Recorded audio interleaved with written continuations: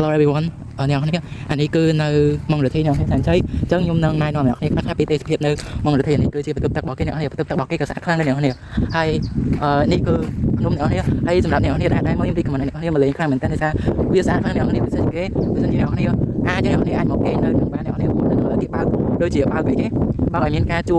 ផ្ទះ free អ្នកនេះដល់ផ្ទះ free អ្នកនេះផ្ទះកាត់លុយប៉ុន្តែមានតែលំហរបស់គេអ្នកនេះអញ្ចឹងអ្នកនេះឲ្យមើលទៅស្អាតខ្លាំងអ្នកនេះហើយ fresh ខ្លាំងអ្នកនេះI recommend it so much អ្នកនេះហើយអ្នកនេះគឺ fresh ខ្លាំង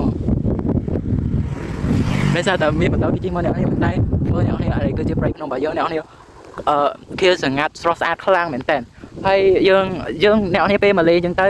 ពួកយើងអាចជិះកវាយជុំវិញនឹងបានអ្នកនេះសាទីធ្លាគឺធំខ្លាំងមែនតើអញ្ចឹងអ្នកនេះអាចជិះដើរលេងពេញក្រោមភ្នំជុំវិញភ្នំនឹងមកស្រីដែលអ្នកនេះចង់ជិះ